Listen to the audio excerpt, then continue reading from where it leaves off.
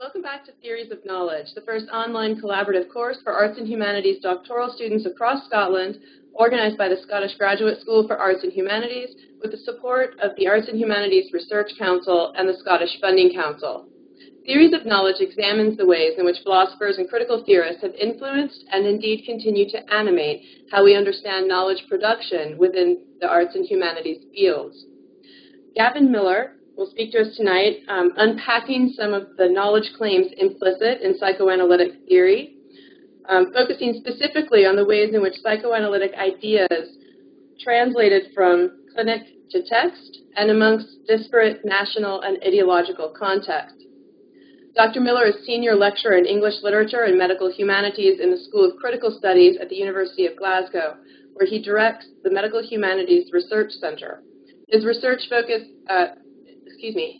interests primarily engage the medical humanities, those areas of the humanities that complement, contextualize, and critique biomedical accounts of human nature, health, and well-being. He also writes about literary theory, particularly psychoanalytic theory, contemporary fiction, particularly science fiction, and Scottish literature. He is currently completing a monograph, Science Fiction and Psychology, with Liverpool University Press, and a Wellcome Trust-funded research project, Science Fiction and the Medical Humanities.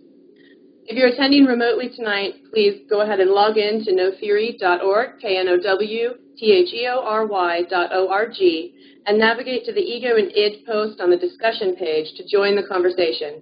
We look forward to your questions and comments. So, Dr. Miller? Well, thank you very much. I'm very pleased to be here, very flattered to have the invitation. I'm looking forward to delivering this lecture in a format that I've never used before. I've never done this kind of thing, and so it'll be something of an adventure for me as well. Now, let me just begin by elaborating on the aim of the lecture today and the structure of my presentation, what's on the menu, as it were. What I don't want to do, I'll try to avoid this, is to explicate in any great detail any particular lineage of psychoanalytic ideas. There are a great many books out there that will attempt to do this for you and will be particularly helpful with the more recondite theoretical strands of psychoanalysis. And when I was thinking about my lecture today, I thought, what would be the nightmare student asking a question afterwards? And it would be somebody who pulled out their battered copy of Anti-Oedipus, probably in the original French, and pointed to page 168 and said, "What does this mean?" And I would say, "I haven't a clue." I'm sorry, but perhaps somebody else can help you. So I've got a slightly different aim. I think what I want to do is to encourage different habits of thought in the use of psychoanalytic cultural theories, as you do in the arts and humanities, a different, perhaps higher order kind of reflection on what you're up to when you're using this kind of material. And there's a particular concern that is apparent in this lecture that comes, I think, from teaching and from supervision and from seeing psychoanalytic cultural theory used in the arts and humanities, and particularly at postgraduate level, where budding researchers are sort of spreading their wings and they feel, well, I must make a definite, informed statement here. And what I detect is a little bit of a lack of what you might call independence or the ability to evaluate psychoanalytic cultural theory. I think some of it can be so recondite and so difficult to make sense of that the object of its use becomes the interpretation of it. What on earth does that mean? Having done that, I'll then use it. My heart always sinks slightly when I hear that phrase, "I'm going to use whoever it is on this text." I think, well, you might want to think about evaluating them as well. I applaud you for making sense of them, but you may wish to think about those knowledge claims, to criticise them, to contextualise them, to at least debate them in some way. And indeed, a few years ago, I ran a master's specialist option called Psychoanalytic Debates, because I was a bit fed up with this kind of mimicry of a particular rhetoric, a particular style, and particular discourses. So each week in that course, the reading would involve, well, confrontation is maybe too antagonistic a term, but some kind of encounter between broadly antithetical theoretical positions within psychoanalytic theory. And the idea was just to encourage reflection by not offering, as it were, an authoritative reference point that you just had to accept on trust. So in the very first session, which introduced Freud, the antithetical thinker was Ernest Gellner, who was entirely dismissive of psychoanalytic theory and practice in total, basically. And that was the starting point. Should you accept any of this at all? Psychoanalysis hasn't been particularly effective as a therapy. Does that then have ramifications for its other uses? And it's the spirit of that course, I think, which informs my lecture today. I want to encourage better habits of thought, you might say, in the use of psychoanalytic cultural theory. And part of that will be an invitation to evaluate psychoanalytic critical theories, not just to use them, to interpret them, but to evaluate them, to think about what that might mean, what's reasonable for you to do to evaluate psychoanalytic theories as you're using them, and also to gesture towards some of the contingencies and the accidents and the adventitious factors in the way that psychoanalytic ideas are transmitted and the ways in which they spread and the ways in which they are transformed and retained. And I'll focus more, I think, on the national and territorial aspects of that as one kind of contingency. So that's the aim of the lecture. The lecture itself divides essentially into three sections. Everything divides into three sections because it's easy to remember. Firstly, I'll give a brief reminder of the origins of psychoanalysis in Freud. For many of you, of course, this will be teaching my grandmother to suck eggs, but there will be others who are not particularly familiar with psychoanalysis or want a reminder. And anyway, it will be a kind of shared starting point. So I'll talk about its origins in a particular clinical practice. Then in the second section, I'll move on to what you might call a critical incident in my own intellectual development, such as it is. A concern that arose as I was reading around and thinking about Jacques Lacan's famous essay on the mirror stage. And actually, some of the material came out of that psychoanalytic debates course that I'll introduce here. There was a definite... I came out of that encounter with a definite sense that one had to work against a particular rhetoric and a particular folk history of psychoanalytic cultural theory, and using Lacan's mirror stage essay can demonstrate this pretty well, I think. It's a very useful kind of focus for the argument I want to make. And in the third concluding section, I'll just show some of the contingencies in the translation and transplantation of psychoanalytic ideas. And what I'm wanting to do there is just to unsettle this assumption of a single lineage of thinkers, of master thinkers in dialogue, and include female master thinkers here, incidentally. A single lineage of debate and dialogue between these master thinkers. It begins with Freud, and then it goes through Lacan, who is the next master thinker, and then you can go to Deleuze and Guattari, or maybe you can have Rigouet and Christie's, if you want another direction.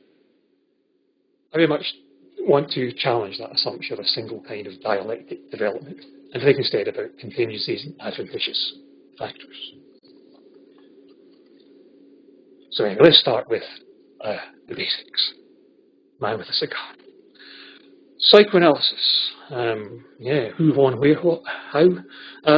Well, an enormous 20th century cultural movement, I suppose. It continues today, so it's also 21st century. It was begun by Sigmund or Sigismund Freud, a Viennese Jew, a medical doctor, official bona fide physician, who pioneered what was called for a while the talking cure, a talking cure, with his colleague Josef Brauer. And together they were working clinically with neurotic patients, patients with what you might call minor mental illnesses, not the psychoses. And from that initial clinical context, they developed a theory of psychoanalysis, with, of course, Freud being the one who really ran with it into public prominence. A landmark text in terms of cultural ramifications of psychoanalysis, well, of course, I think the interpretation of dreams is really the one you would single out there. It presents a theory of the unconscious mind. It gives an account of the interpretation of dream symbolism and, of course, other cultural materials as well. It's perhaps also an avenue by which Freud's ideas entered into the wider public consciousness, not just the medical one, but a wider kind of cultural authority could accrue around Freudian ideas. Now, Freud was a prolific author. You will probably have noticed this. The standard edition of the complete Freud, I checked on Amazon, runs to 24 volumes and would cost you £300. And it covers just so many topics. It seems a very all-purpose theory. Hysteria, minor mental illness, dreams, jokes, sexual identity, aggression, religion, art and literature. And psychoanalysis, even just within the parameters of Freud's work, spawns an increasingly ambitious research program. What begins with just a few neurotic patients in the late 1880s is, by the 1930s, something that will happily talk about the origins of civilization and supposed anthropological rights, all the way up to the fate of Western civilization and the death drive and all the rest of it and why we had the Great War, etc. No lack of ambition, but you might also call it mission creep. Freud founded psychoanalysis, but psychoanalysis, at least in the clinical setting amongst therapists, is famed for its many ramifications, its many schisms. It's endlessly schismatic. Schools founded by Jung, by Adler, by Lacan, by Klein, by Winnicott, by Edinburgh's own W.R.D. Fairbairn. It's a very schismatic movement, famously divisive. You have to be careful of the politics of it all. Freud and these other psychoanalytic schools permeated 20th century culture. We know that much, that's obvious. It's there in our vocabulary. Everyday terms: Freudian slip, Oedipal complex, phallic symbol, unconscious or repressed desires, collective unconscious archetypes, inferiority complex, all ideas from psychoanalytic thinkers, and even more general psychological terms that are used in everyday life, like introvert and extrovert. Well, they were Jungian terms, not perhaps intimately tied to his psychoanalytic theory, but nonetheless pioneered by him. So it's had a tremendous cultural impact. It's the water we swim in a sense, and perhaps we're not quite aware of it.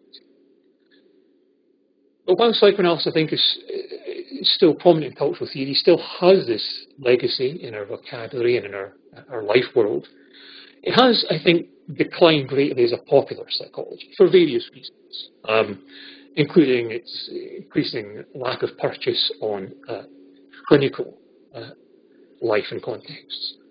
And in many ways, something like probably evolutionary psychology has stepped in, or pop evolutionary psychology has stepped in and displaced psychoanalysis as, a useful popular psychology that does things like say what we really mean and want and do, and they make sense of life for us in sort of grand, historical, even cosmological contexts. EP, evolutionary psychology, is now, the Daily Mail go-to psychology of choice. It's not a recommendation. So let's have some basic psychoanalytic ideas. Let's assume that we all know that psychoanalysis, in its various forms, in some way unmasks our conscious life to reveal the activity of an unconscious mind of some sort. Details vary. Who knows? There are lots of different kinds of unconscious out there, and we'll see some of the variation. Now, this hypothesis of an unconscious mind wasn't really particularly original.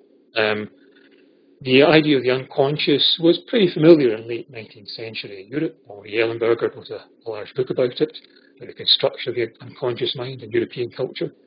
It was there famously in Nietzsche, the notion of a will to power that was unconscious, a hidden motive that was expressed in thought and action, and could unmask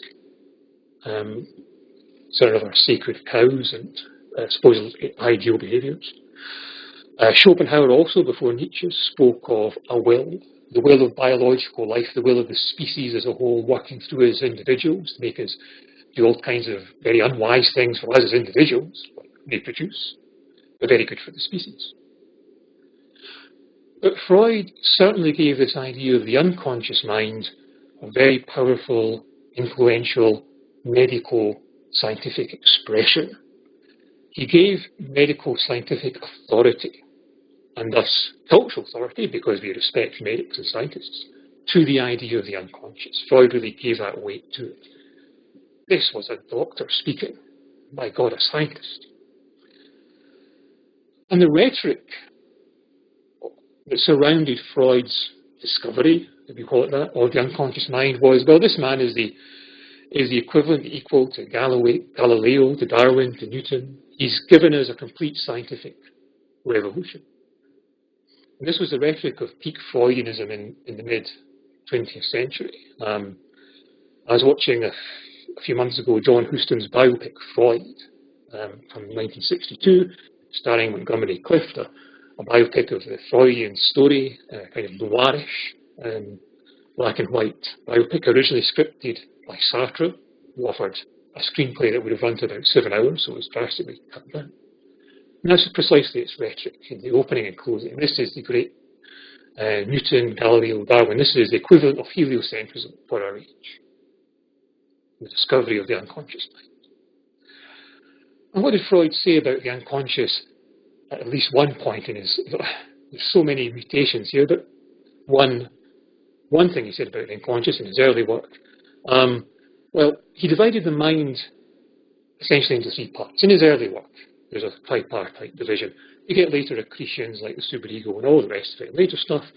But in the early work, the mind is essentially tripartite. There's 3 parts. The conscious mind, what you're all having now, you're all conscious, I assume, or sleeping with your eyes open. The pre-conscious mind is not part of your conscious experience now, but it's voluntarily accessible. I can remember what I had for breakfast this morning. It was muesli with banana, and I had a cup of coffee. That's the pre-conscious mind. And then the unconscious proper. It's not part of the conscious mind, not part of conscious existence. Moreover, it's not voluntarily accessible. You cannot simply choose to look into it, but it is there. And it contains, if we can use a spatial metaphor, it contains things such as irrational ideas, wishes, forbidden urges, emotional trauma. And as Ernest Gilner pointed out, one of the exciting things about the unconscious mind is it's the wild party side of you that you don't let out into daylight. It'd be very boring if the unconscious mind was just your everyday waking mind, but unconscious. If you thought about, it was thinking about IKEA and B&Q and all the rest of it, it's just unconsciously. No, it's much more exciting than that. It's carnivalesque, it's inverted, it's glorious, frightening, exciting, racy. Now, the unconscious mind, at least in Freudian psychoanalysis, is not innate. You're not born with an unconscious mind. The unconscious mind is created through repression, or perhaps more strictly, dissociation. The mind, again we're using spatial, perhaps even biological metaphors, the mind has split at some point. It's insisted around a certain conflict. The mind splits because of an operation of repression or dissociation, in which something unbearable in consciousness is actively expelled from it, pushed out of consciousness, but remains in some way in mental life, in some curious, paradoxical, unconscious mentation. Now, in the early Freud, the early Freud had a fairly Catholic view of what might be repressed. It just had to be basically unbearable. It could be it's a traumatic assault of some kind, maybe a sexual one. It could be much more mundane. It could be feelings of resentment towards a loved one. You're caring for a dying relative and you hate them. Push those feelings out because they're unbearable, inadmissible. In the mature Freud, repression becomes much more kind of monistic. The founding repression, the founding dissociation, it surrounds the unacceptable, forbidden sexual desires of an incestuous nature that plague little boys and girls, or so we're told. And that's the foundational repression or dissociation. Freud becomes increasingly systematic, increasingly monistic as he proceeds, until he invents the death trap and becomes a dualist. Well, if only the unconscious would just remain there and do nothing, you wouldn't have to worry about it. You wouldn't even know it existed. You could hypothesize about it. Perhaps there is an unconscious mind, but it leaves no evidence. The pest, however, returns. There's our cliche. The dissociated, this realm of unconscious mentation of thoughts and feelings and memories that are not conscious still affects conscious life. It intrudes into our life as something alien to us in some way, something of the nature of a compulsion that besets us, some kind of alien intruder upon our life.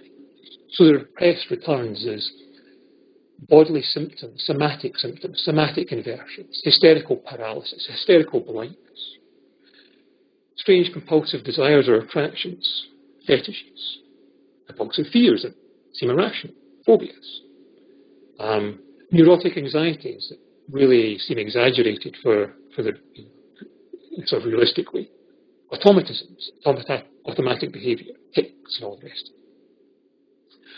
That's the stuff of clinical interest, but the repressed returns a subclinical, non-pathological level. There is the unconscious in everyday life, and Freud wrote about that at great length as well, of course. And the unconscious as manifest in dreams and jokes, in various forms of symbolism in our cultural life. And maybe that's a useful point to remember and to think about in terms of this terminology, introducing the lecture of ego and id. These are terms introduced into Anglophone culture by interwar translators of Freud. In the original German, ego and id are simply ich and es, I and it. The conscious is the ego, in the early Freud, is I. The unconscious, the id, is it. And that's perhaps a more helpful way of thinking about the id as waging repressed desires. Id is it. The compulsive, the automatic, the alien, the ego alien that intrudes upon our lives that doesn't make sense. But those Latinate terms are interesting in their own way. The psychoanalytic historian and psychiatrist, I believe, George McCarry, has argued that part of the function of those Latinate terms in Anglophone culture was just to add medical scientific authority to Freud's ideas. They're a bit like anatomical jargon. Here are the proper grown-up doctor's words. They added that authority, but of course in that translation they took Freudian theory further away from internal experience. There's something slightly alienating about this vocabulary, something slightly reifying as well. Maybe in the original German it's a much more immediately meaningful piece of terminology. It's worth noting as well this point about ego and id in translations, because it's a very straightforward example of how psychoanalytic ideas are transformed in circulation and translation by often quite haphazard factors. That translation decision made a difference to the reception of Freud in Anglophone culture. Anyway, we have this unconscious mind, manifest as the it that besets me, the meaningless yet compulsive. What phenomena are there? What is of interest to a Freudian, broadly conceived, both clinical and cultural? So the unconscious returns in various ways. When we can infer its existence, it sneaks past the mechanisms of dissociation, sneaks past our resistance to acknowledging what's in it. In the original clinical work of Freud and Brouwer, it was very much a matter of bodily symptoms. These were prime evidence for the unconscious mind. Hysterical conversion symptoms. The conversion of some kind of mental material into a somatic expression that was meaningful in some way. So, for instance, a patient suffers from blurred vision without any particular somatic etiology there, no bodily physiological cause. Freud and Brouwer perform their, one or other, or both of them performs their procedure of talking to you. And this somatic symptom turns out to be the bodily expression of a repressed, dissociated memory. The patient at some point in her life suffered a traumatic experience in which her eyes filled with tears, blurring her vision. This trauma was repressed out of consciousness, but the memory returns and is effective as this alien hysterical symptom. It appears to be simply meaningless and simply bodily in origin, but it's not. It is, in fact, part of mental life, of unconscious mental life. Well, that was the original kind of somatic nucleus. But, of course, Freudian ideas developed, and they gathered up yet more phenomena into their reach. Another very useful kind of evidence for Freudians is parapraxis or parapraxis, accidentally purposive action. Stuff that seems to be happening by chance or accident, but is perhaps gratifying to you in some way that you won't admit. In the old days, when people had diaries, you could use your diary in order to forget an inconvenient appointment. Oh, I've lost my diary. How inconvenient. I left it on the train. I don't have to meet you. I don't really very much like you. Now you have to lose your phone, and that's too expensive. But slips of tongue, we still have slips of tongue. Anneliesen says, I abhor my wife.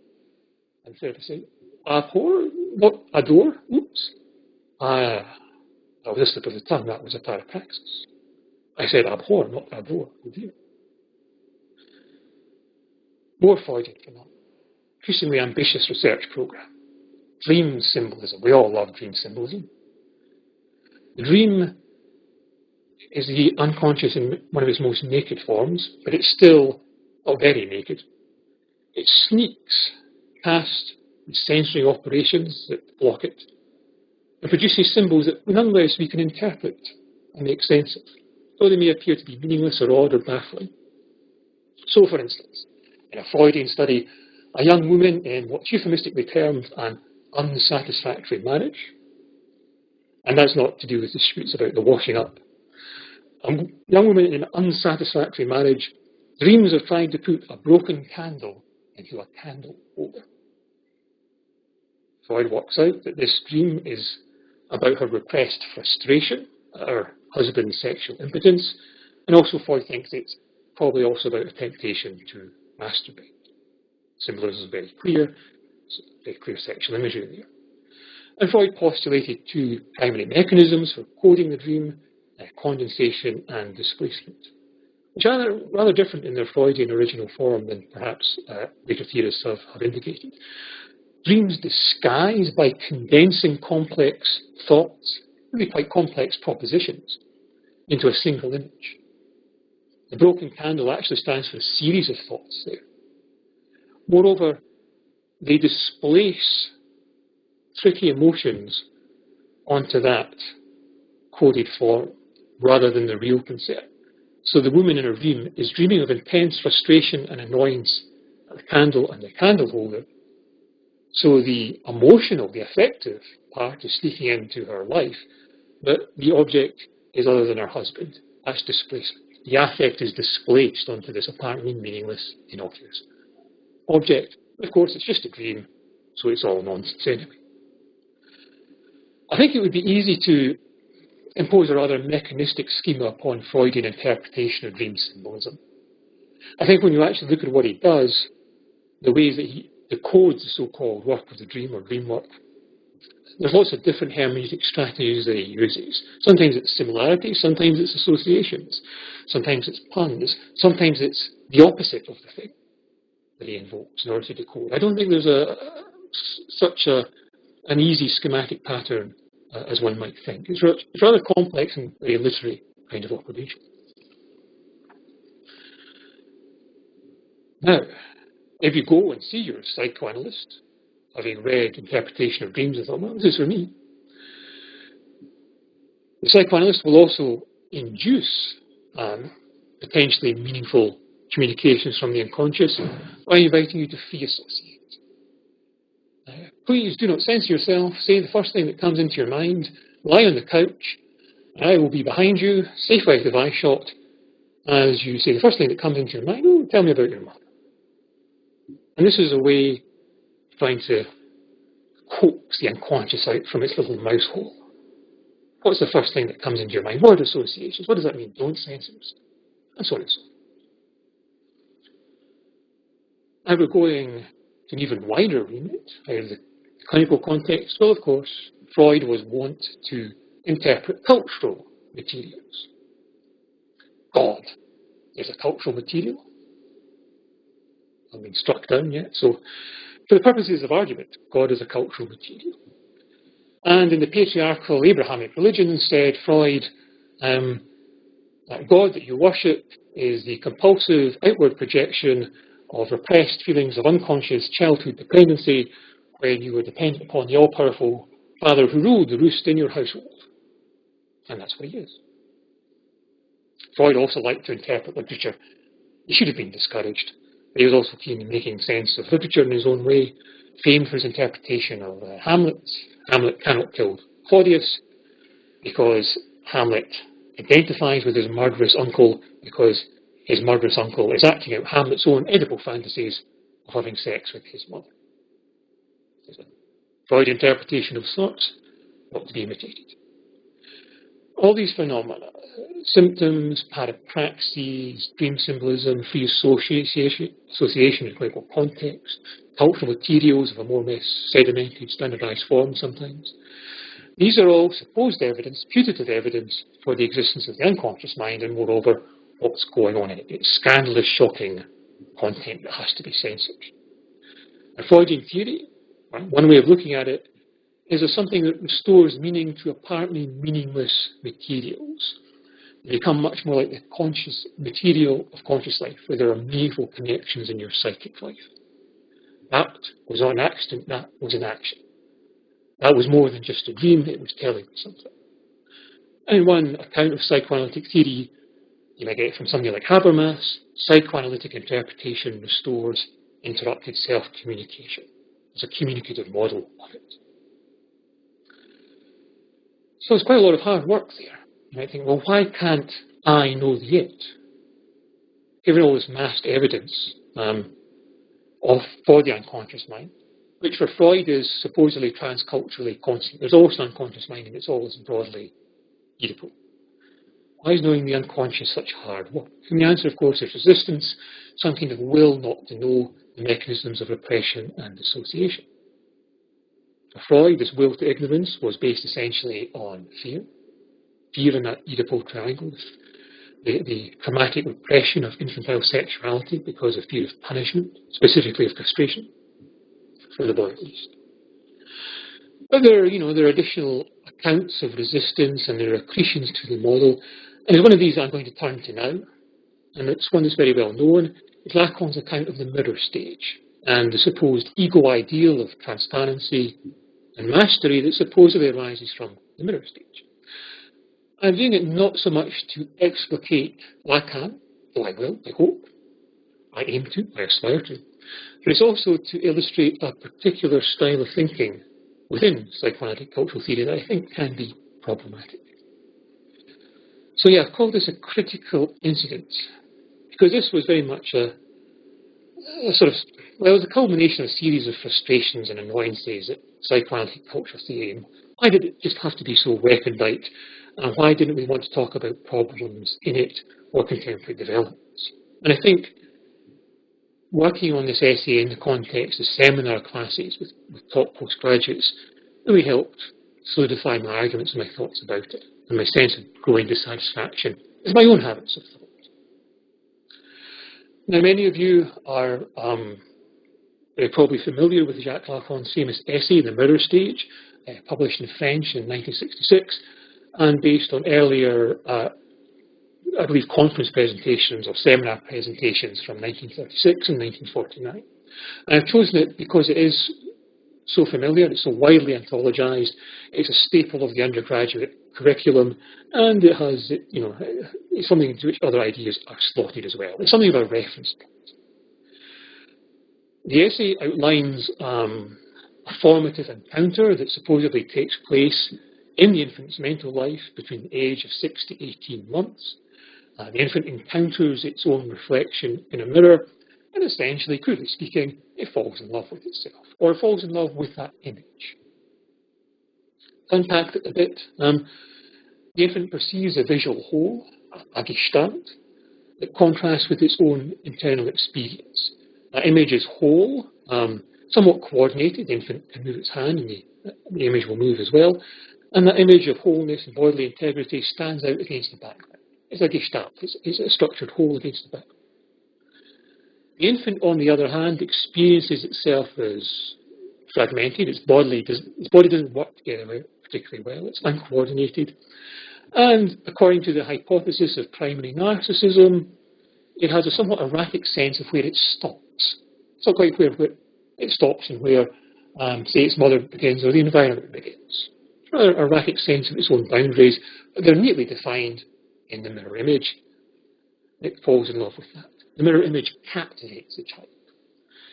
And provides, says Lacan, the basic form of an ideal I or ego ideal. It gives the infant an aspiration for what's represented by this image. An aspiration towards self-mastery, autonomy, integrity, an aspiration that can never really be fulfilled. It sets it in this fictional direction. Shades of Adler there for the experts. And this alienating identity, that's what Lacan calls it, this alienating identity is an extra source, an extra wrinkle in the source of resistance to the insights of psychoanalytic theory into the unconscious mind. We're so invested in this speculative image, that's another reason that we can't readily accept the unconscious mind. For the unconscious, after all, defies conscious control, mastery, and transparency. Okay, that's a very crude outline of the mirror stage. The essay is very widely anthologized. You're not an anthology, this anthology, the next anthology. It's frequently cited within cultural theory. It's the basis of many subsequent extrapolations. One example, Laura Mulvey's 1975 article in an Anglophone context, Visual Pleasure and Narrative Cinema. Well, that article uses Lacan's thinking to theorize what Mulvey views as the masculinist pleasures of Hollywood cinema. She says this: a male movie star's glamorous characteristics are those of the more perfect, more complete, more powerful ideal ego conceived in the original moment of recognition in front of the mirror. So essentially one half of the male cinema-goer's pleasure is, according to Mulvey, a consequence of the mirror stage identification. The male viewer is taking a fetishistic delight in looking at women on screen. It's another part of it. He's also identifying with the mirror image selfhood of the male agent in cinematic narrative. Think of a Bond movie. Here's a pretty girlfriend to look at, and you can identify with Bond going around shooting people, having sex with them. Separately. But despite the influence of this essay, I'm rather uncomfortable with the celebration of it. There are lots of problems with it. I think we're in an interesting position where we're presenting an essay to you that if you imitated its merits, such as they are, you would probably fail. If you wrote an essay in the style of the mirror stage, you might scrape by with a D. I don't think you would do very well. We expect better of you than this essay. That's the critical instance. What are the problems then with the mirror stage as an article? Let's assess it by the protocols that might be used upon your work as postgraduate students or past, present, or future. Raymond Pallas has explored at length the sort of psychological credibility of Lacan's arguments. He does it very well. I'm just going to pick out a few of them here. He's got some nice arguments, and they're all very apposite. And one big problem is just the empirical plausibility of the mirror encounter. There are responses to this, and I'll come to them, but just to outline Pallas's critique. Pallas says, well, can we really accept the supposed contrast between the allegedly uncoordinated infant and the wholeness of the image perceived in the mirror? Because as Pallas points out, the actual experience of reflections for an infant is probably very different. An infant is more likely to see bits of itself, and only from one side, and these experiences are likely to be fleeting and disjointed. So where is that continuity and wholeness in the actual experience of its own mirror image? And moreover, if the image is perceived as a whole in some way, somehow assembled into a whole, then that seems to imply that the infant is bringing the concept of a stable self to the visual experience of its mirror image, not that it's acquiring it from it narcissistically. Pallas also asks many questions, but he asks another, and I like it because it's naive. It's a great naive question. He says, what are the implications of this theory for a society without mirrors? Or what are the implications of this theory for congenitally blind individuals? Because if this theory is correct, and selfhood in the model that we know it is kicked off by a narcissistic encounter with a visual image of yourself, congenitally blind individuals shouldn't have this ego ideal.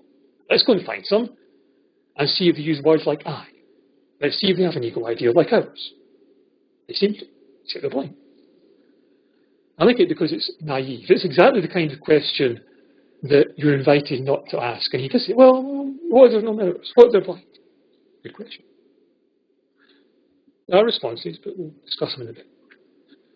Another problem is more at the level of theoretical adequacy, explanatory adequacy. Tallis asks, does this theory actually explain anything at all? It's a point I've made to some extent already. Lacan assumes that the child recognizes itself in the mirror. And let's just imagine that encounter. Here's the mirror image in front of the child. Hold it up. Look at yourself. Lacan assumes that the child recognizes itself in the mirror, and this is the basis of sense of self. But how can the child recognize that image as being of its own body and of itself, unless it has a sense of self in the first place? Isn't this highly unneeded as an explanation? Doesn't this theory assume the very sense of selfhood that it's supposed to explain? Isn't it just smuggled in there as something already assumed? I mean, it would seem to imply that there's something innate. If you're going to say this actually happens, then there would have to be something present in the infant already, maybe something innate, some prior sense of unified self, so it can seize upon that mirror image and say, well, that is me. How can it fall in love with an image of itself without having a self, or sense of self in the first place? Now, Tallis' critique is empirical and it's conceptual. Does it make sense in terms of empirical plausibility? Does this really have an explanatory role as a theory in that sense? There's another avenue of critique, and one that comes from Michael Billich in 2006 article, and that's to do with the rhetoric of the essay. And almost in a very mechanical way, the level of citing and explicating secondary sources, which is something you're all required to do, I assume, at some point in your life. And Billich notes in his article on the mirror stage, he notes what we might diplomatically call unacknowledged dependency in the essay. Unacknowledged dependency upon the work of Henri Wallon, a major figure in French interwar psychology. And Billy says, well, Wallon, who's not cited in the mirror stage, says many of the things that Lacan does before explicitly. Wallon, says Billy, emphasizes the importance of the child's self-recognition in the mirror for the development of a sense of self. And also, as he points out, Wallon argues that the mirror image provides the only complete image of the child's body, where previously it's only seen its body in fragments. Now, Wallon's work is not cited anywhere in the mirror stage as an essay, and Wallon indeed only appears fleetingly in Lacan's body of writing. But the dependencies are so obvious that other scholars, such as Elizabeth Runesco, have basically said, well, Lacan plagiarized. Wallon, he's a plagiarist. I advise you, the students, not to plagiarize. Billich also notes flagrant misrepresentation of the sources that are cited. So in the first few paragraphs of the mirror stage, Lacan refers to comparative studies with chimpanzees, studies conducted by the Gestalt psychologist Wolfgang Köhler. And Lacan refers to these studies and implies that the gist of them is that the infant's self-recognition in the mirror is something unique to humans. This is something only humans do. In fact, as Billich points out, Köhler said just the opposite. He in fact observed chimpanzees seeming to contemplate their own mirror image, despite it having no practical or utilitarian significance. So Lacan's just simply misrepresented what Wallon says. And indeed, if you're citing secondary sources, you should represent them with some degree of fidelity or accuracy. So to sum up, if you submit essays or chapters or whatever it is that are conceptually incoherent, or at least lack explanatory power, which are empirically improbable or unsubstantiated, depending upon the kind of evidence you work with, or which plagiarize sources or misrepresent them, you're going to do very badly indeed, unless you're very cunning at it and we don't notice. So what kind of responses then can we make, hypothetically at least, to what Lacan does in that essay, and the celebration of this essay, the mirror stage? How can we deal with this kind of problem, a problem posed by Lacan's essay, The Mirror Stage, a famous essay, a reference point? Is there anything we can do that will allow us to continue to use it as a reference point in some way? Can we defend its continued celebration? There it is, endlessly anthologized. The stuff of first, second, third year lecturers, at least in my discipline in English literature. It's canonical. But we don't often hear that critique. Is there some kind of defence? I'm going to sketch out a few possible defences. I think some of them work better than others. I don't think, in part or in whole, they're compelling, but they are worth considering.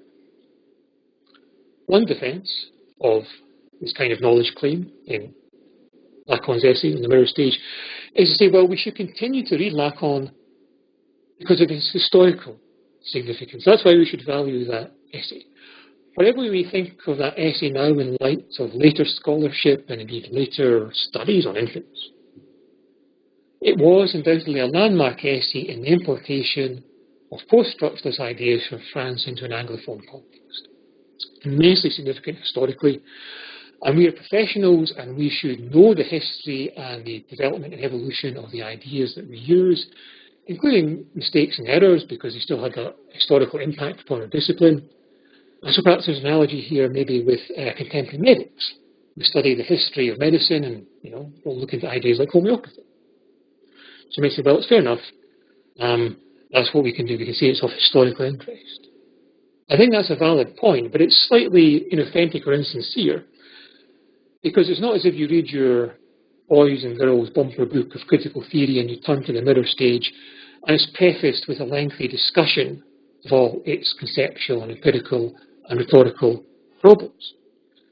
I think it's broadly true that the typical presentation of the mirror stage in published discourse and pedagogy is of a landmark discovery that still speaks to us in the present. I think it's often probably still framed that way.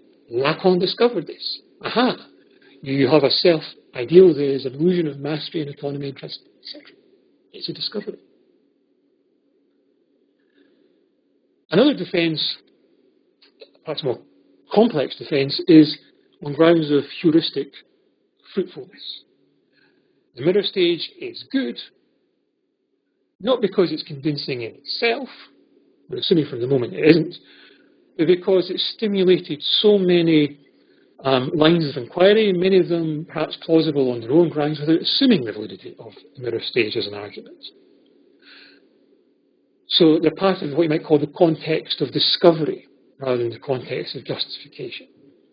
Maybe Laura Mulvey needed the stimulus of this idea of the mirror stage from Lacan to write her intriguing account of visual pleasure in Hollywood narrative cinema and its masculinity. And maybe you could say, well, all those Lacanian elements in there in that account of the male cinema goer's identification with the agent actor, well, maybe that stuff is just a kind of scaffolding. It helped her construct her argument, but when her argument's built, you could actually just take it all down. You can remove it later implicitly as readers, and you're still left with a good argument. I think that's probably true of Mulvey's essay, that you wouldn't necessarily need Lacanian theory. It's there as a theoretical context. But you can see what she's talking about, even without assuming the validity of the mirror stage as a psychoanalytic tenet. It stands on its own. You can offer a related kind of argument as well, not strictly about heuristic fruitfulness, but maybe a more direct defence of Lacanian theory, whether clinical or cultural. Maybe you could say, well, this essay, what it did, despite its problems, despite its inadequacies, maybe it leveraged investment in a programme of research that would later pay off. Even if its foundational statements are tenuous, maybe there are currently more developed, more consistent, more complex accounts of Lacanian ideas. And there are some very, very good exegeses of Lacan out there. Bruce Fink, scholar at Duquesne University, gives a great account and, I suppose, defence of Lacanian psychoanalysis. Really talks about the clinical practice in a way that is very compelling and maybe his own version of Lacanian clinical practice, but it's very clear what's going on. I think this is a plausible defence, part of the way theories of knowledge develop and accumulate. It's not uncommon to find this in the human sciences. A foundational paper but it's on its own terms doesn't really stand up to scrutiny. We later find out it doesn't really stand up. This is apparent, for instance, with psychological schools such as behaviorism. Behaviorism, allegedly the much more hard-nosed, allegedly predictive psychological science, working with outer observable phenomena and relations of cause and effect. Foundational paper, John B. Watson's classic 1920 article on conditioned emotional reactions. A very famous paper, one that's spread out into popular culture, a classic textbook citation, but one that's been widely critiqued.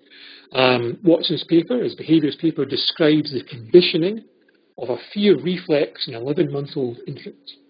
And what he's doing is saying, in this paper, I'm showing you that I could effectively create a phobia. Aha, you don't need psychoanalysis, you need behaviourism. And what he does is he gets an infant, one particular infant, and he strikes a suspended iron bar with a hammer, and he finds that this reliably frightens the infant. It's a reliable fear reflex out of it.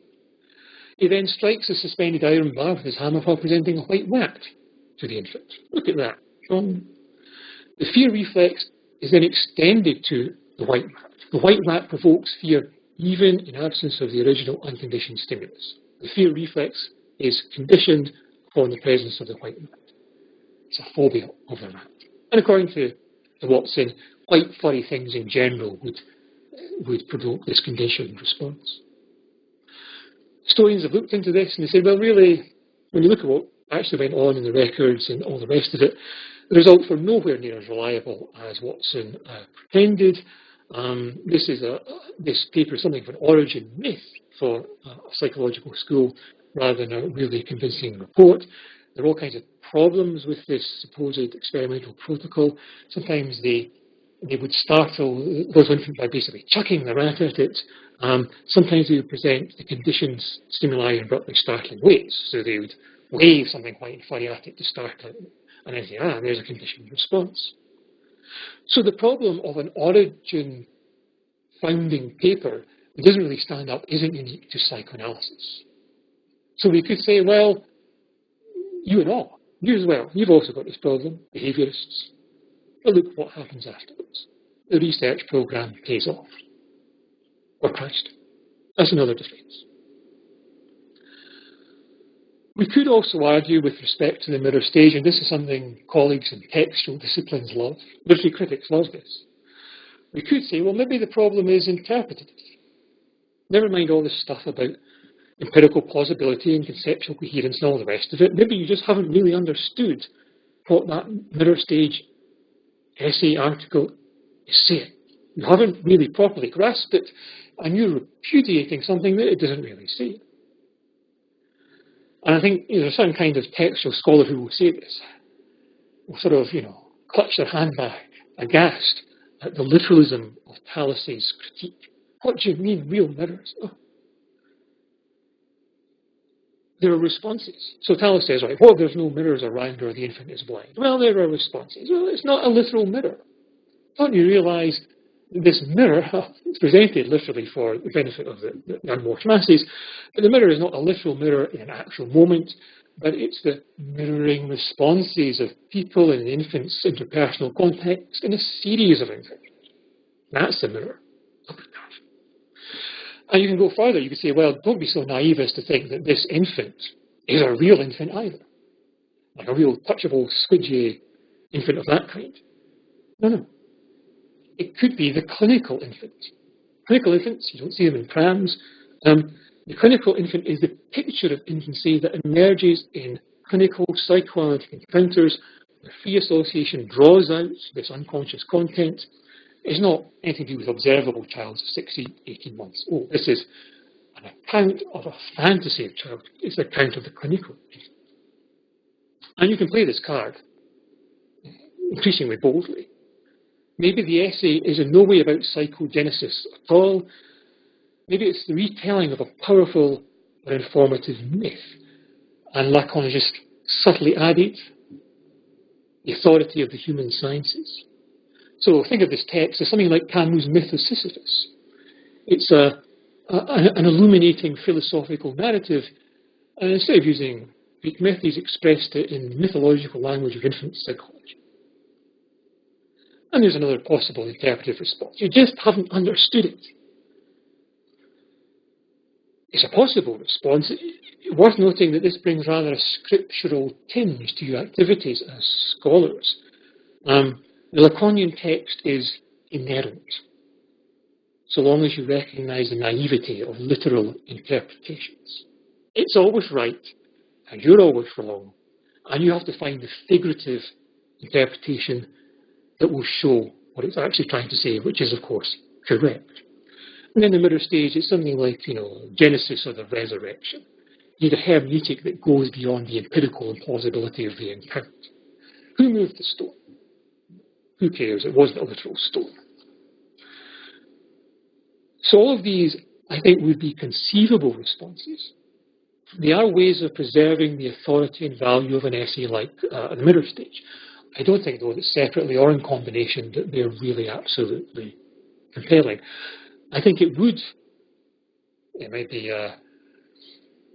tactless, or it might annoy people, but it would be entirely proper to simply disregard the mirror stage, even within psychoanalytic cultural theory, and say we should do without it. I mean, that is what we should do. Maybe we should just say, time to stop recycling this thing. It's too many problems. You just think about those defences again and the habits of thought that are illuminated by them. This is what maybe we feel impelled or compelled to do. How dare we disregard the mirror stage? We've got to say that somehow, and by this conceptual wiliness, we will. What does that tell us about what we tend to do with this material, the way we approach this theory of knowledge? Well, it's useful to return again to Michael Billig's analysis of the mirror stage in that article, which I think is really very good and informative. He says this in his conclusion. The lack of bibliographic detail, the use of foreign technical terminology, and the omission of key sources comprise a pattern. Given Lacan's own references to the master-slave relationship of language, it is not difficult to say that Lacan places his readers in the subservient position of needing to accept the authoritative word of the master. And Billig continues, he rounds this out a bit. He says at the centre of this phenomenon is the mythology of Lacan as a lone creative genius who has importantly rethought the ideas of that other lone genius, Freud. So this rhetorical style, which is subservient to these ex cathedra announcements from Lacan, is very much bound up in what you might call a folk history of psychoanalytic theory and its development. There is, I'm afraid, something of a popular history of psychoanalysis, even in academic context, which psychoanalytic theory is, as I've indicated earlier, this lineage of thought, which is only really essentially added to by master thinkers of both genders. And there's a cumulative, essential critical dialogue there. The only one that matters. It begins in Freud, goes through Lacan, seasoned with Saussure, of course, culminates in Kristeva and Irigaray, or maybe Deleuze and Guattari, or whoever's after that. And absent from it are the contributions of other theorists and schools. And even also, I won't develop this point particularly, but even also of patients themselves, of analysts. In that folk history, it's as if the people who actually come into these clinical contexts and provide all this material in no way help to co-construct psychoanalytic cultural theory. They're just there as sort of data that shows up. There's no sense in which they contribute or provoke or incite ideas. Although when you look more closely at psychoanalytic theorists, they often confess it was a patient. Really, when you think about this again, they said something. The patient said, "You're scared to love me," and I realised they were. It'd be very interesting to think about what actual analytic patients would say some of the theories that are passed around in their name. When Jameson turns to Lacan and says, well, I'm going to take Lacan's idea of the schizophrenic, rubble of signifiers, the snapping of the signifying chain in schizophrenic speech. Essentially, schizophrenics speak nonsense, psychotics talk nonsense. Interesting to know what psychotics, people who have had psychotic breaks, would say to that. You might feel that they were making sense, just you couldn't understand them. But leaving aside the patient voice, we still have this idea, a habit of thought, of the great lineage of master thinkers and the occlusion, the bracketing of other developments or schools as an essential, and also an unwillingness to sort of pay attention to the contingencies in the spread of psychoanalytic ideas. You might almost call it crudely an Hegelian vision of the development of psychoanalytic thought. The real irrational, and history displays the working out of an inevitable logic culminating in whoever is de rigueur in the latest bit of critical theory. But rather than proceed with that habit of thought, we can think instead about the adventitious factors, the supposedly inessential elements in the translation and the transplantation of psychoanalysis that reveals them. What I think you might call a fruitful multiplicity of psychoanalytic theories, none of which I think can be easily or simply dismissed, nor taken on trust. They can be encountered and evaluated. They all, in many ways, have something to say. And the historian John Berman has emphasised this point and the importance of the historical change, he says, that takes place when someone reads and learns a new set of ideas and then integrates those ideas with something that they already hold from the rest of their culture. Psychoanalysis comes to you and you adapt it, whatever form it's given to you, to the cultural presuppositions that you bring to it, your starting point. It's always slightly modified and changed. And part of that cultural difference, one that's interested me, it's not the only one, can be national culture as well. Paul Rosen's made this point that every country, he says, has received Freud's teachings in accord with its own national needs and traditions of thought. And that's one form of adventitious formation of psychoanalytic critical theory. I don't think it's taught about in the bumper books of theory that we encounter. Rosen says, when I first started out working on Freud in the early 1960s, I was fascinated with the comparison and contrast in how he had been accepted in Great Britain and the United States. I found there were differences both within medicine and general popular culture, and after I'd spent only one academic year studying in England, telling use of language there, it was apparent to me that there was a gulf between psychoanalysis there and in America. And the more I've learned since about different national communities and the way Freud's ideas get taught around the world, the easier it becomes to spot some of the striking aspects to each country's response to psychoanalysis. So what I'm going to do for the remainder of the concluding third of the lecture is just discuss in a brief way, in a kind of brief opposite way, some of that cultural territorial contingency in the development of psychoanalytic ideas. I'm just going to take three theories: Lacanian, Jungian, and what I'll call object relations theory, which was crucially developed by people in this institution, in Glasgow University. And the question will be very simple for each slide. It'll just be, what is the nature of the unconscious in this theory? What does it tell us about the needs to which the psychoanalysis was adapted, the local needs and traditions? Because like it or not, we're all in some way woven up in the particular needs of our culture. They're there for us. I will do some exposition of Lacan. Let's turn to the Lacanian unconscious, a concept that flourishes in a French francophone context. And you can think about Lacan's work in one useful way. You can think about it as a response to the problem, the conceptual problem of the unconscious mind, and how we might know the unconscious mind and what its nature could be. That phrase, unconscious mental activity, seems paradoxical. I mean, isn't the mark, isn't being conscious the mark of the mental? How can you have unconscious mentation? Isn't a contradiction in terms? Moreover, you might say, well, how can we even employ the idea of an unconscious mind when it's essentially unobservable? I mean, the behaviourists were suspicious enough of introspection, of conscious experience. It must be so much worse when it's in some way mental activity that isn't even conscious. How can you have that in any kind of theory of knowledge? How can you possibly know something that's utterly unobservable, by definition unobservable? Well, the Lacanian solution, in its way, is oddly like behaviorism. It says, well, the unconscious mind isn't ontologically subjective. It isn't inner experience. It isn't even inner experience pushed down and repressed.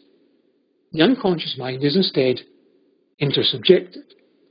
The unconscious is not hidden away in the basement of somebody else's mind, but instead it's publicly observable in the linguistic interaction between analyst and patient, and in the linguistic acts, interpretations and constructions in that, well, hard to call it a dialogue, a conversation of some kind. There's a way of thinking about psychoanalysis in a very public, linguistic, observable way.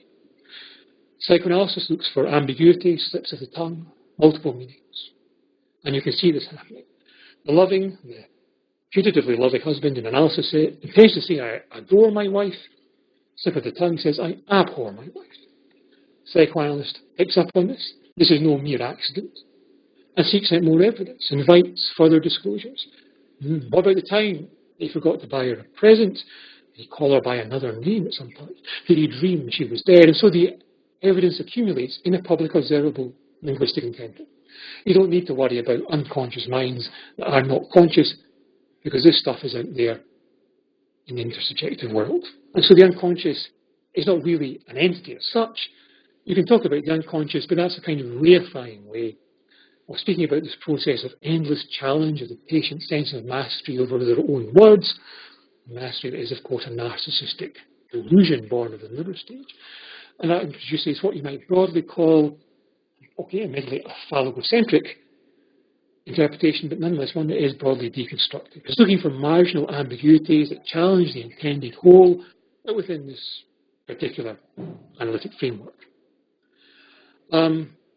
Now that approach to the unconscious mind is probably hegemonic within literary and cultural theory, but it's far from a rational necessity of development. There's no great Hegelian story, I think, that has to issue in that as the only rational solution to the problems of psychoanalytic theory. If you've read Lacanian theory, you'll notice this railing against the awful American ego psychology, or ego psychoanalysis, which supposedly is taking everything that's exciting about Freud and then taming it and adapting it to post-war functionalist sociology. Psychoanalysis becomes a means of reconciling you to your social role. That is its function. It's ultimately an accommodationist technology. Denounced. This is denounced. But as much as ego psychology is American, so Lacanian theory is French. It's there. It reflects the contingencies of its context. You can infer that philosophical customs point at work. Certain elements are imported in and then adapted to national circumstances. Lacanian theory meets very well the needs of other parts of French intellectual culture. And we know these kind of parts. Hegel, hermeneutics, structural linguistics. It's adapted to that context by these factors. It's not the only path of development. Of course, the conclusion is it may not be the only path for us to follow. Here's another way of adapting the unconscious. Jungian psychoanalysis, yet more contingencies. Jung, great colleague and then, if you like, with Freud, he was often sympathetic to Freudian psychoanalysis, but he soon departed from it. And he started positing this distinct idea of a collective unconscious. Now Jung says, okay, there is a personal unconscious, and I think he thinks of it in the traditional way. It's unconscious mentation, so that Lacanian thing. There's a personal unconscious. It does develop during the course of your life because of repression or dissociation. And it does contain repressed emotions, complexes of painful thought and feeling, stuff that's traumatic. What says Jung? Well, that's a personal unconscious, but there's also a collective unconscious mind, and that, in fact, is innate. And it, moreover, it is universal, at least within your species. You won't ask about cats and dogs. But it has never been conscious. And what's in it are archetypes. And archetypes are forms that mould experience. Jung says this. The collective unconscious is inherited, and it consists of pre-existent forms, the archetypes, which can only become conscious secondarily, to infer them, and which give definite form to certain psychic contents. And what the collective unconscious is really a kind of Kantian transcendental a priori for the cultural world. They are innate, inborn, and universally present formal evidence that give form to experience like concepts to intuitions. They're forms without content. Space comes along, the forms are moulding the content. And Jung says when a situation occurs in life which corresponds to a given archetype, the archetype becomes active and it compulsively molds our experience like an instinctual drive against reason or will. If you try and stop that happening, you're going to have neurosis. So there's a new kind of it, that compulsive shaping of what I experience by the supposedly innate and universal unconscious, which is essentially a set of Kantian schema for the cultural world. Now, Jung says quite what archetypal forms there are, you have to find out observationally. He says in his writings that he was struck. He had this idea originally because he was working with a psychotic patient, and the psychotic patient was spontaneously producing material that corresponded with ancient myths that he also knew. But anyway, you need to look at what's out there in the world. You need to look at individuals and cultures. You need to look at delusions and stuff of hypnosis, childhood and adult dreams, literature, folk tales, mythology. You will find these universal schemas. For instance, you will find the shadow, the archetypal form for our benign self, the things we disavow and project onto others. And indeed, you can see a continuity from that archetype of the shadow to post-colonial theory in somebody like Fanon. Our fantasies of blackness, our racial fantasies of blackness, are essentially of the shadow self, point Fanon makes.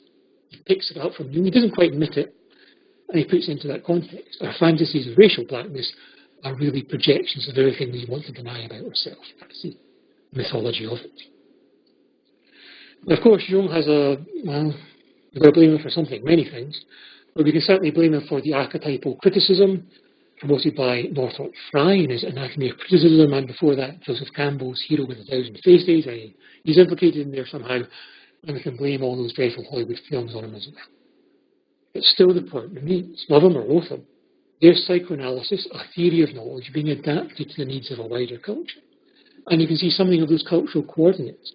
The cultural context is German-speaking, the philosophy is, broadly speaking, neo-Kantian, and the result expresses Jung's own fascination with things that are going on in his late 19th, early 20th century cultural context, like spiritualism and mediumship.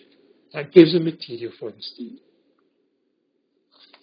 There's what's there that's contingent. And our final exhibit, Ian D. Sutty, nobody heard of. Somebody says yes, I'll be amazed.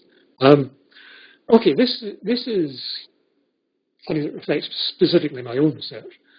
But psychoanalysis, when it came into Scotland, was adapted to local needs.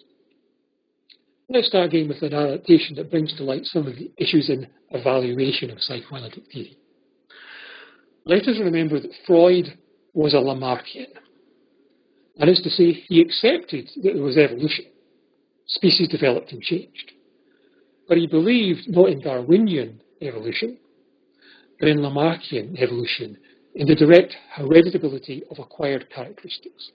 So crudely, the blacksmith is in there pounding away with his hammer on metal on the anvil all day long. It's powerful arms. His son will inherit those powerful arms. Environmentally acquired characteristics are directly transmissible. Lamarckian evolution. Then experimentally disproven by doing terrible things to mice. But anyway. Freud was a Lamarckian, although he was probably more interested in what he thought of as the inheritance of particular patterns of social behaviour. That was interesting. Give a little bit of help there in explaining the constancy of certain patterns of behaviour. But Freud was certainly not a Darwinian evolutionist, and he was indifferent to theories of natural and sexual selection that I think we all basically broadly accept. There's an element of evaluation. But when psychoanalysis arrived in the UK and in Scotland, it entered a very different intellectual context, one in which Darwinian ideas really had been in the ascendancy for many decades and were increasingly accepted. And so Freudian ideas encountered people like Ian Sutty, grew up, I think, in the Western Isles, but then did his MD at Glasgow, and then did psychoanalytic training at the Tavistock Clinic in London. The Tavistock Clinic was headed by essentially another Scot in exile called Hugh Crichton Miller, and Hugh Crichton Miller had very particular ideas on on Christianity and its role in society. Sutti's major work before his premature death in 1935 was his book, The Origins of Love and Hate, which presented a very different account of psychological development to Freud and a very different account of the unconscious. Similar in some ways, but very different in what was supposedly repressed or dissociated. Now, that book, The Origins of Love and Hate, is well known in the therapeutic world, but only marginally in the world of cultural theory. Unlike Freud, Sutti argued that humans had evolved to be innately social. So there was no need for complicated explanations of how we acquire social relationships involving edible complexes and repression and identifications and aim-displaced sexuality and all the rest of it. We're actually born innately relating to other people, seeking relationship and capable of love. And he used that word very deliberately and provocatively, because he thought we found it hard to talk about love as an emotion because it wasn't tough and scientific enough. Sutti says the child is born with an attachment to mother. It is, I'm afraid, heavily gendered. Attachment to mother who's the sole source of food and protection. And his point of view there was more, I think, evolutionary than necessarily sexist. His wife was an intellectual collaborator and they worked together on papers. Attachment to a carer might be a better word, but nonetheless born with attachment. And this theory is actually a precursor of attachment theory, which became very voguish in the 90s and 90s. And Sutti says, well, the unconscious mind, there is one, he says, but it's not full of repressed sexuality. And he says, well, in fact, how could we even think that we were repressing sexuality, given that all we do is talk about it all the time, particularly in the early 20th century? We won't shut up about it. In this way, it's a bit like Foucault. You've got endless proliferating discourses of sexuality. It's omnipresent. We're not really that terrified by it. We love it. What aren't we talking about? What really is repressed? So somebody came up with this very trenchant position. What was repressed was not sex, but broadly what he called tenderness. Non-sexual feelings of companionship or love are repressed, particularly amongst men because of a kind of cultural masculinity. Most repressed are both those emotions, if you like, in a kind of phenomenological sense, and also behaviours that express these feelings, certain kinds of touch. Touch is highly prohibited. They're allowed in certain contexts. And indeed, Sutti said, we're so obsessed with sex because in it we are permitted tenderness. You're allowed to touch somebody if you're having sex with them, typically. Sex is an avenue or outlet for tabooed tender feeling. And I use that phrase, the taboo and tenderness. And we have others as well in our culture. Companion animals. The man will pretend he's in a practical, collegial relationship with his pet dog. Not that he enjoys petting it. Of course he does. That pretense of practical mutual self-interest is actually an avenue for repressed tender feeling. It also says, Sutti, repressed tenderness has a cultural impact as well. It becomes, you might even say, perverted or distorted. It certainly becomes commodified as sentimental culture. Sentimentality and culture, and his reference points were Victorian sentimentality, which is dripping, is a kind of pornography of tenderness. So Sutti thinks of, terrible music hall songs about, mothers dying in empty cradles and birds flying out their nests. But of course, that still has cultural relevance. I mean, there is still quite a prominent strand of cultural materials that delight in provoking sentiment in you. Tear-jerking movies, Bambi, terrible mechanical productions like Love Story, or any other film where you get two people to fall in love and then you kill one of them. Come on, blood for me. Schmaltziness. Even in visual art. I was going to use a slide, but I didn't, because I thought, firstly, it's copyright, and secondly, you've suffered enough. Have you ever seen Thomas Kincaid? Have you ever seen this guy in shopping malls? No, you see.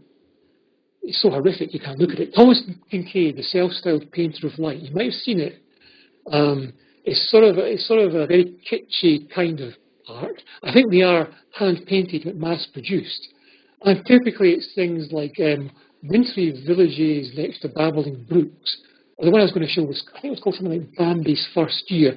Rainbows in the background, and Bambi and Thumper, and it's cloyingly sentimental. Somebody's buying it.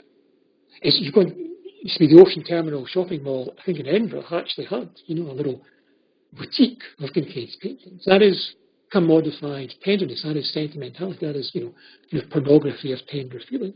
Oh, it's so cute. And cute is another category, I think, where you might think of Sati. Cuteness. This obsession with the cute. Where does this word come from? Why are we so obsessed with cute things? So, there's Sati, in a Scottish context, adapting psychoanalytic ideas to certain traditions he's inherited. He's a Freudian, of course, because Freud is just not Freudian, he's a Darwinian, because Darwin is just so much more accepted in the UK context. And moreover, there is certainly some kind of continuity of Christian ideas here. There's an earlier strand of evolutionary theory that argues that motherly love is some kind of providential evolution of a certain kind of virtue. And although Surrey is not theistic as such, he is somehow within that kind of programme of research. So again, contingency, adapting ideas that can be evaluated, because I think we would rather have a Darwinian psychoanalysis if we're going to have one at all,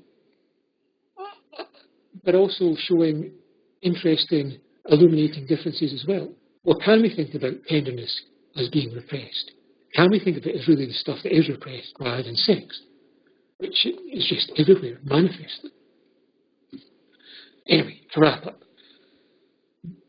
that I hope illustrates something of the aim of this lecture, to encourage an approach to psychoanalytic theory that's more aware of the diverse research traditions that have sprung up in different times and places. I think we have a bit too much of a tendency to a psychoanalytic theoretical monoculture. Certain approaches dominate, they're very recondite, and you invest a lot of time making sense of them. And a certain rhetoric is privileged, one that encourages that element of submission to the master thinker. I must, at all costs, make sense of this. And I'll worry about later whether it could be right or wrong, or plausible or implausible, or if there are alternatives. Moreover, I think we have to think of that dominant hegemonic lineage as parochial in its own way. There is something parochial about Lacan. He is a product of a certain kind of cultural demand and translation and transformation. And no doubt there's something we need to reflect upon about his adoption into an Anglophone context as well. From the 70s onwards, making him very voguish, but not undisputed. I suppose my hope is that this lecture will just slightly unsettle your preconceptions about what counts as good or useful psychoanalytic cultural theory. I'm asking you all to become dyed-in-the-wool Ian Suttyites, but you might encounter other neglected strands of psychoanalytic thought. You might think, well, I never heard of that analyst. Is there something interesting you could say about cultural materials? Or they say something about cultural materials already. What is it? Why don't I know it? And can I assess and evaluate it in contrast to the stuff that I am using? Whatever you do, I think, try to escape that, to use Billig's phrase, that subservient position of needing to accept the authoritative word of the master. Feel free to encounter different ideas and to evaluate as well as you interpret, as well as you use these theories. Which point? Not time for the master to shut up. Any other questions? Thank you very much. Okay.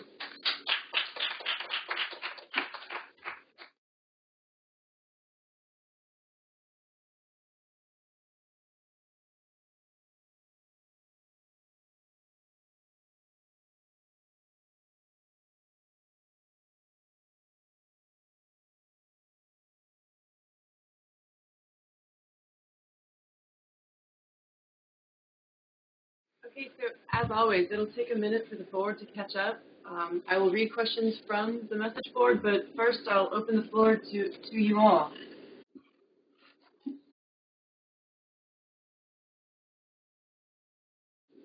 So the question is, does the psychoanalytic monoculture that I identified in cultural materials have a clinical resonance? Could it affect, I assume deleteriously is the implication, care for patients, or whatever we call them, clients, and reasons? My own suspicion is that the monoculture is perhaps more to do with the use of psychoanalytic ideas in cultural theory. I think probably in clinical practice, I think it's almost certainly true, it's much more eclectic, much more diverse. So, psychoanalytic ideas are used in a much more diverse, pick and mix kind of way, and there's probably much more variety. And I think that's partly to do with the context of psychoanalytic practice, particularly in the UK. You're not going to get it on the NHS. It's very, very uncommon. So essentially, you pay your money and you take your choice. And if it doesn't work for you, you can go somewhere else. So I think on the whole, such psychoanalytic practices still continues, and of course it can continue in sort of more psychotherapeutic contexts, not the strict analytic setting. It's probably more diverse. Indeed, it's almost a reverse position, because I think it's probably very hard to find a Lacanian analysis analyst in the UK. There are some around. I was speaking to somebody a few days ago who knew one and had used one. In fact, Lacanian theory is very, very marginal in the UK at that clinical level. Whereas I think most clinical practice is probably much more eclectic, much more informed by whoever, Winnicott, Fairbairn, Klein, whoever. So I think it's probably much more healthy diversity in what goes on clinically. I mean, this speaks back to a question that came up in the very first lecture, which was and it also kind of speaks to something that you brought up about what would patients say about their contributions to psychoanalytic thought, which I think is really interesting about the kind of social construction of these things, and then we kind of pass them off to big names, which this course itself is somewhat guilty of course. But yeah, well, I have another question. I'm interested in connecting all these figures to Easter and the art. So earlier you mentioned, when you were talking about the roots to the unconscious, you mentioned obviously the cultural materialities like artwork. So my question is, when actually in Freud and Lacan, but also according to you, when analyzing a piece of work, especially if it's autobiographical, who is writing? The I am is the ego or the it? So how do we approach psychoanalytically as an autobiographical text? Wow. So how do we approach psychoanalytically an autobiographical text?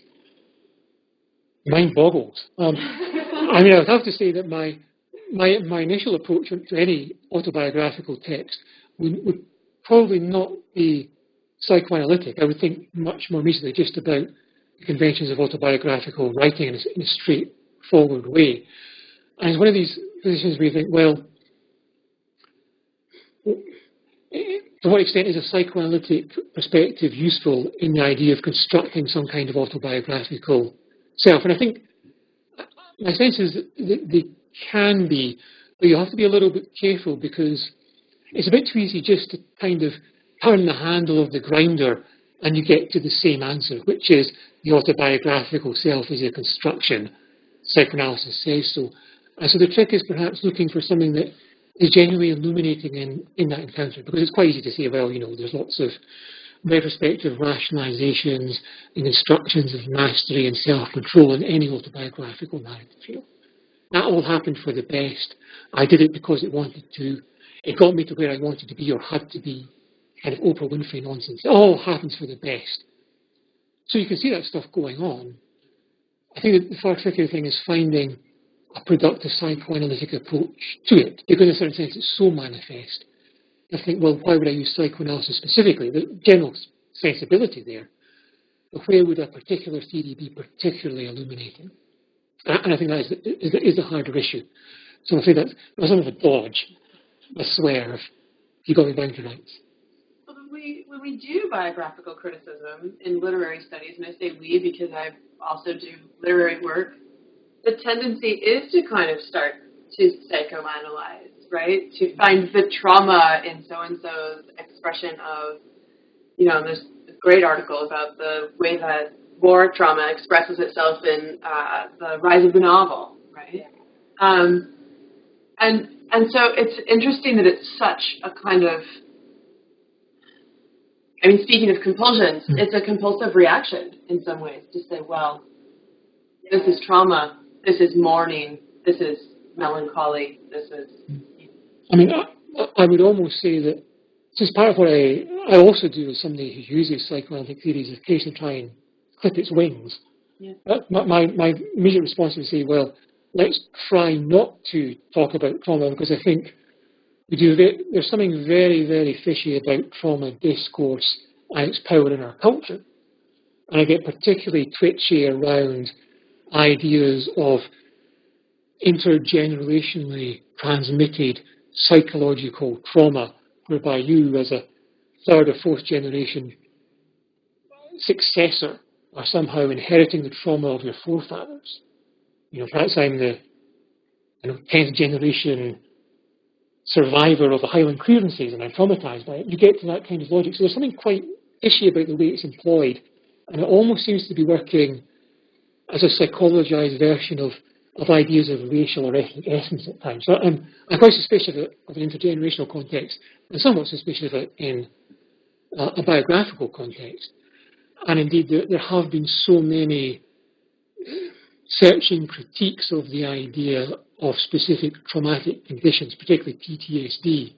There's quite a lot of literature on that, problematizing that. Is there a specific thing as PTSD, or could it be anxiety and depression and not something that needs a distinct category? What is really going on there? So trauma discourse is one of these things where I want to say maybe we should try and not be psychoanalytic for a while and think about other things that are going on that could help us understand this phenomenon. And probably considering the idea of collective unconscious and that moment, it would make sense when we want to differentiate the female, male identity and authority in the text. Because if we think about women's writing, it's not the same as male writing. So the female authority when writing, not just an autobiography, but even a text, is different from the male, and this doesn't depend on the subject experience, but on the female writing experience. So what we were saying before, that you mentioned when we were talking about this idea of man, the fact that man has to be tough, therefore kind of shedding away from tenderness, is more or less the same as some female writer had to, face during, especially the 20th century, when they were approaching writing from a different background, where female writing was considered like not real literature and all the problems that we still experience with having to have an authority as a writer or as an artist. So I believe that here there could be some sort of interesting psychoanalytical insight in kind of analyzing the differences in writing, like writers' authority between, say, female and male writing in a collective kind of approach. So it suggests there might be a kind of there might be a psychoanalytic fruitfulness in thinking about some of the collective patterns that we find in the gendering of writing and the problems faced maybe by female or maybe feminine writers entering into the literary market. Maybe, missing some contrast, would they have to turn into Hemingway in order to be, acknowledged? There's the epitome of masculine toughness.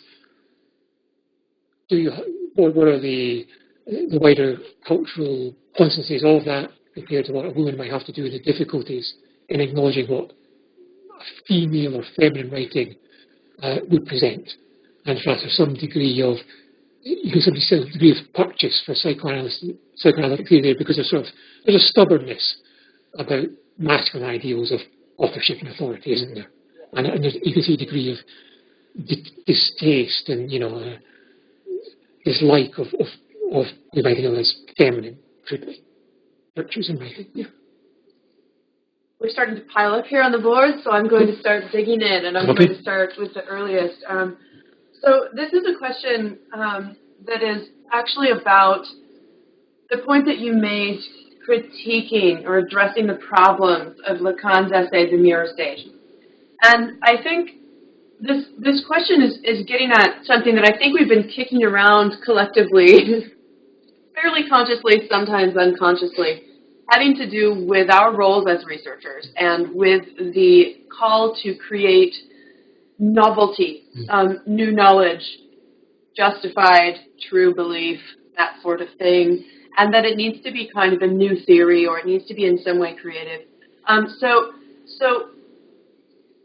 what is the place, and is there a model in this kind of critique of the mirror stage for our own research?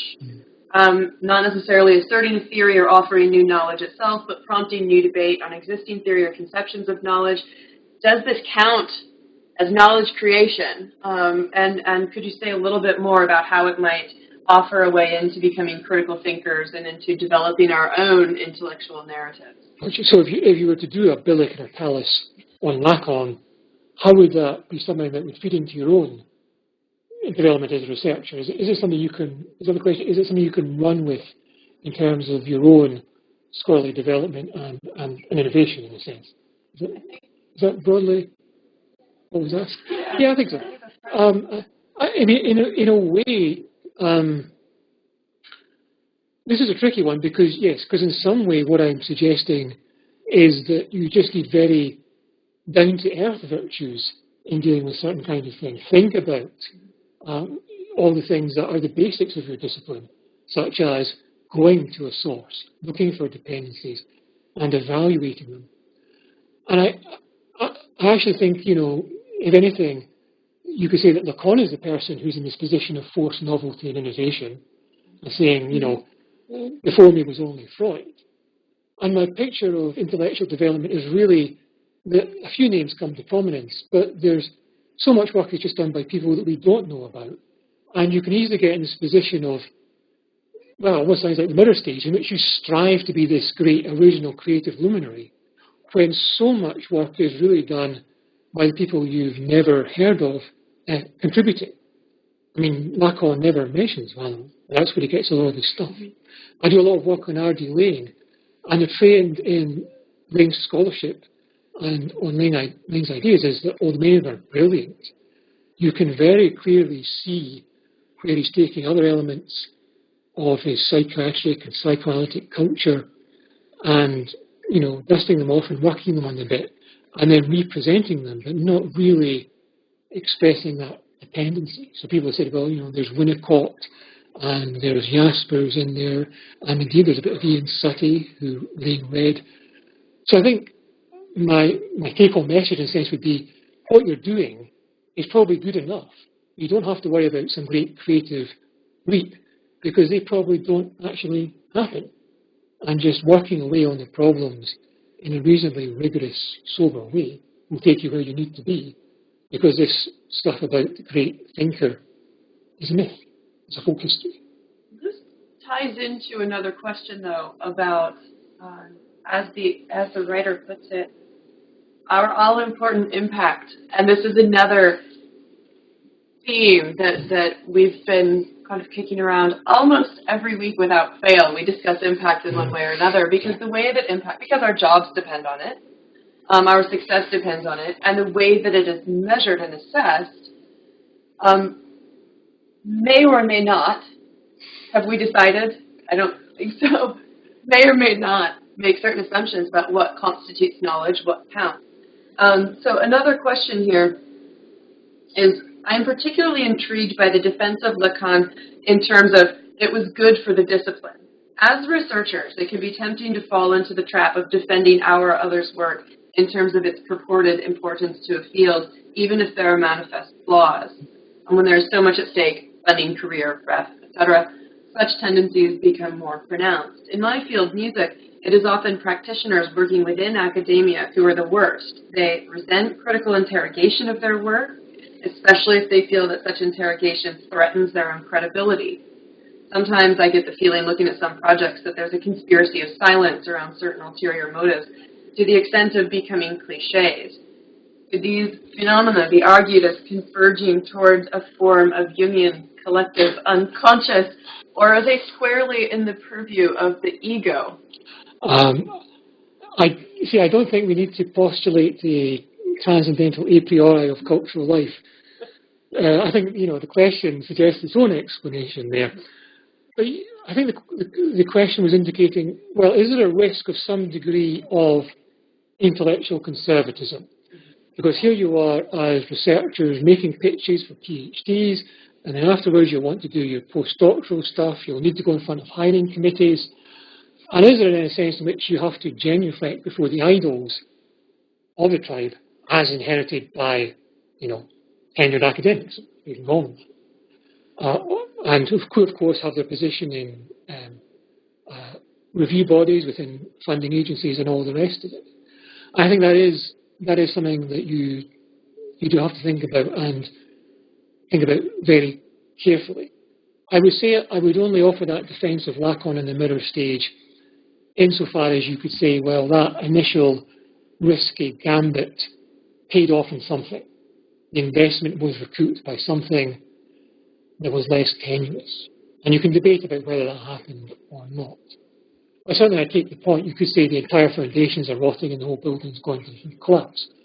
And what are you going to do if you are unfortunate enough to hear my lecture, take seriously what I've said, it could happen, and then think, hang on, I've got to somehow, what am I going to do with my Lacanian third chapter of my PhD? Well, that's a good question.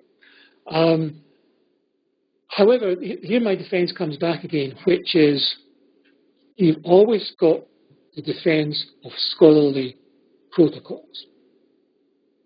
You can always say, here for instance is research by Bullock, or I went off and looked at that source and assessed its plausibility according to succeeding research and found it was wanting, or that theory purports to explain something but really adds no explanatory value at all. And that should always be the card that I think you play first of all. If that doesn't work, you're another supervisor. Or think carefully about your external examiner.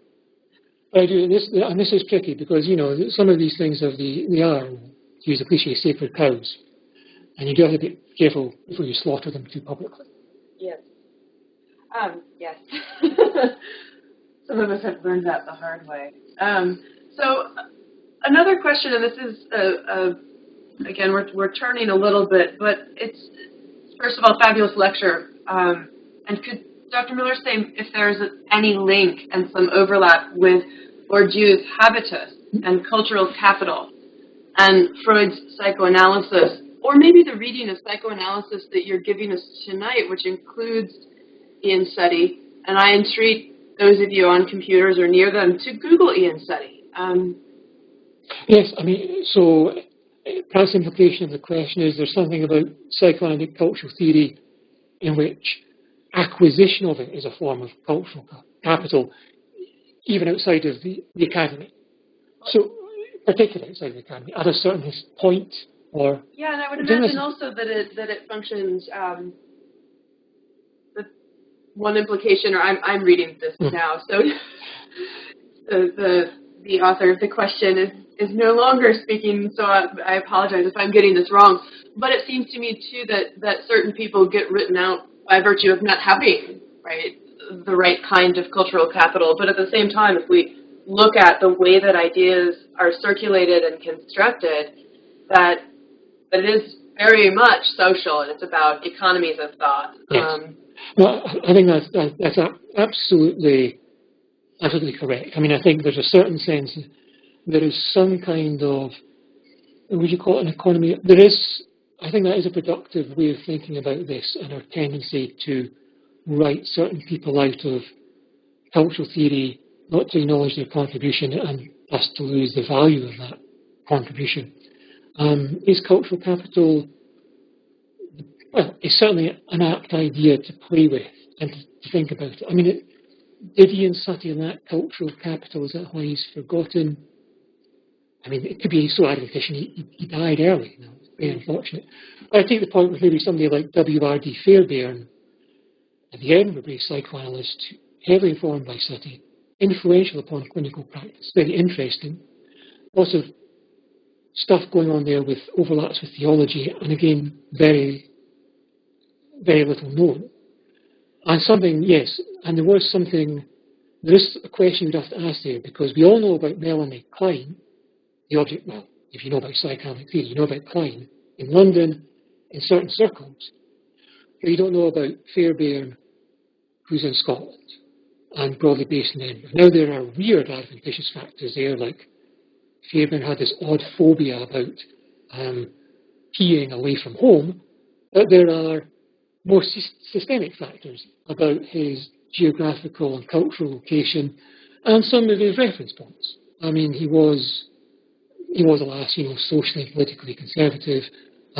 Fabian was in some very sympathetic to the Church of Scotland. These are very uncruel coordinates. But he still was a theoretical innovator despite all that. So there is, I think, something to be said for that understanding of why certain people are neglected and why we're discouraged from using them, or why it's harder just to get to them. While we're on the topic of study, I have a question specifically about the tender unconscious. Curious to know thoughts on contemporary approaches to psychoanalytic theory. For example, Dan Hughes' dyadic developmental therapy, which is premised on the PACE model, playfulness, acceptance, curiosity, empathy, and which seems to draw on studies tender unconscious. Yeah, I would say that this is one of these things where we've actually got a lively clinical tradition at the moment that is almost completely, I won't say dissociated, but separated from what we get in cultural theory. So there are lots of Sati-like ideas about early life being about relatedness and play and transitional objects and companionship, and quite different ideas about the repression or changes in relationships of love. You give up the love of the mother, in quotes, not because it's repressed, but because she says, well, she needs to get on with her own life. I freely renounce it. So there are all kinds of ideas that are there in contemporary psychoanalytic theory, which is much more influenced by empirical child observation studies, the kind of stuff that Colwyn Trevarthen does. And nobody's quite asked the question, I think, of how we take that living research tradition and fruitfully connect it back to the cultural realm. I don't think that it's been attempted, but it's often rather, it's been attempted by clinicians who don't quite really know how to grapple with cultural materials very well. And that question still remains to be answered. What would we like to have a psychoanalytic cultural theory that worked with where psychoanalytic practice was at the moment, which is a very different model of the personality and psychological development, is much more sensitive to developmental psychology and even to new neurological and neurophysiological studies. So that question is entirely open. I don't think it's really been asked. Does this fall in line with some of the work that's being done in affect studies and affect theory, where I'm thinking of CNI on cuteness? Well, that's no honest. My ignorance is exposed. It sounds entirely plausible, but I'd like to hear more about that. Yeah.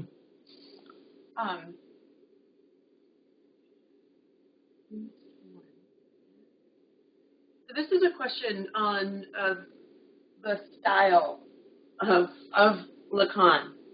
A really interesting point earlier about Lacan's psychoanalytic style and authority. Perhaps this insight could be extended.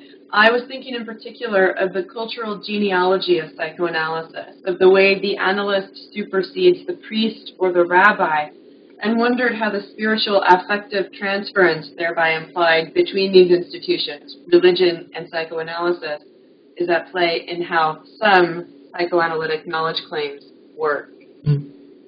I mean, you can certainly, there are various reference points for this. Of course, Foucault is very famous, but of course you can see as, certain spiritual and religious practices and discourses being handed down to the psychoanalyst or to the therapist. The confessional, as Foucault is kind of seen, if you like, confess your sin. You'll find it at work within you. Confess your fundamentally sexual essence or nature. So I think you can certainly see that. What might be more interesting is to say, is there a productive or interesting? So this isn't simply, if you like, a swipe at psychoanalysis, but is there a sense in which there might be, in some sense, a valuable spiritual tradition? I mean, I'm not in any way religious, but you could ask that question. Is there a valuable spiritual tradition that gets handed down to a therapeutic context? Certainly, some people have thought there were, and some of the adaptations of psychotherapeutic ideas in Scotland have had this very obvious religious spiritual twist to them, in which there's something in the interpersonal encounter which is holy or sacred. Now, I've got no view on that. But you can see that as if you like, a less suspicious, more charitable way of viewing that genealogy and continuity. Well, unless there's a final question from the room, we should probably stop here. I want to thank you very much for a wonderful lecture, wonderful discussion. Thank you all for being here.